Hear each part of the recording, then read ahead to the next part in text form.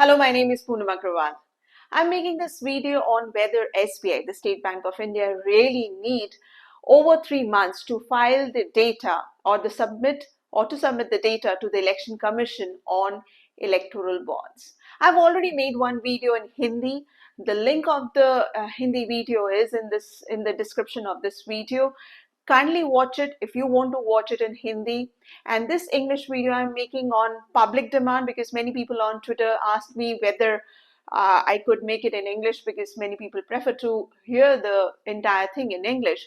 So here you go. But before I go on to explain whether SBI really needs 3 months time to file the data to the Election Commission, I would request you please show some love to my work and subscribe to my channel, and also like and share and comment on this video after you have watched it. So to begin with, we know that recently, just few days ago, the State Bank of India filed an affidavit in the Supreme Court seeking time till 30th June to share the data of the purchases of the electoral bonds and other details related to electoral bonds. And they said that they will share the data with the Election Commission on 30th June because it's a long process. Now, the questions have been asked whether they really need 3 months time because the Supreme Court asked them to file all the details by 6th of March. Now, just few days ago, they are seeking time till 30th June. And this affidavit has come after 2 weeks. So, well, that is another question. Why did they delay till, waited for 2 weeks? Now, I want to explain you the process and I leave it to you, my viewers, to decide whether they actually need so much of time, 3 months time to file the details.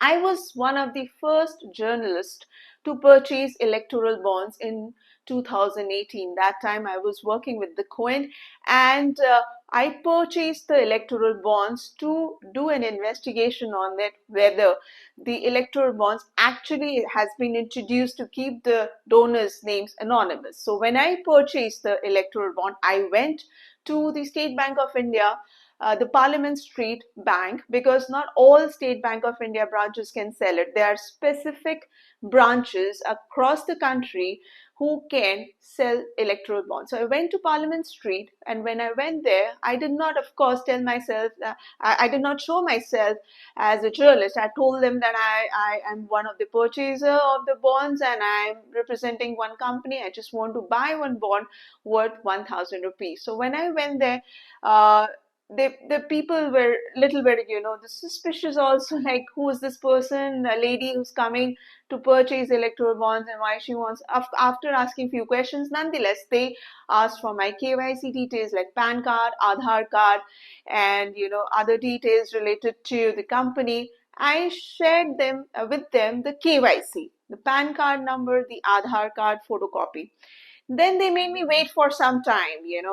They told me to wait outside in the bank, inside the bank, and then they said that they'll give it the electoral bond within some time. They took good half an hour to give it to me, hand it over to me. I made the payments through check. Everything was done all through banking, and all the details were taken properly.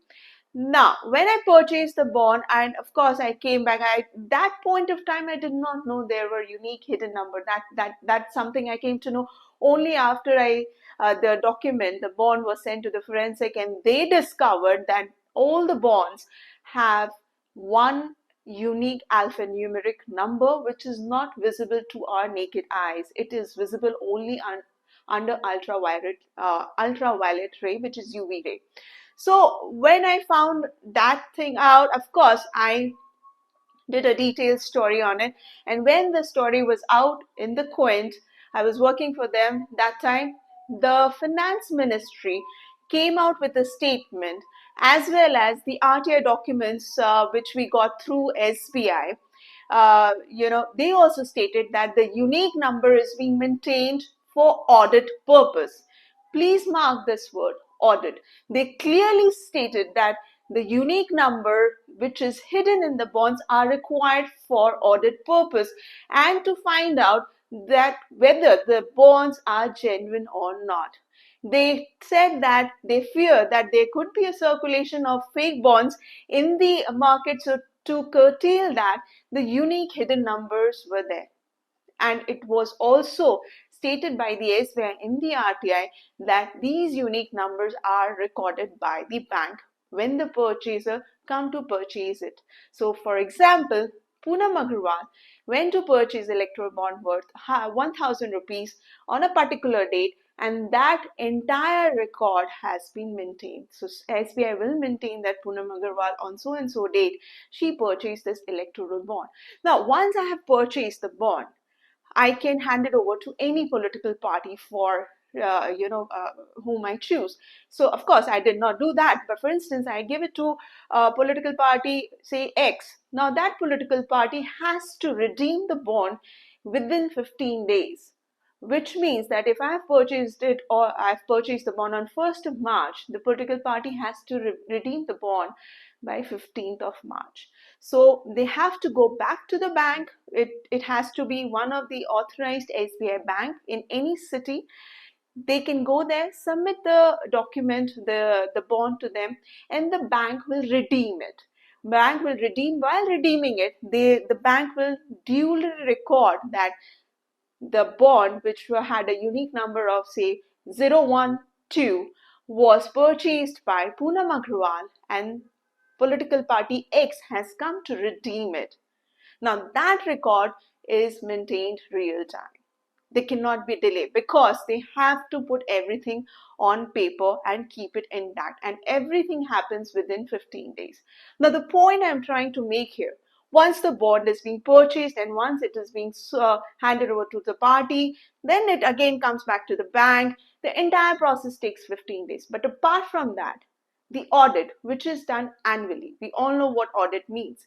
So electoral bond, considering that it is such a sensitive document, it has the government introduced it keeping in mind that political funding system should be that the money should be white money should be used in funding political parties. So keeping that in mind, I'm sure, and all of us would agree that SBI must have done meticulous work in auditing it, considering that they also had the fear that fake bonds could circulate in the market. So of course, so they must have maintained audit annually, by which I mean auditing that they must be having a compiled data of the purchaser and the political parties who redeemed it.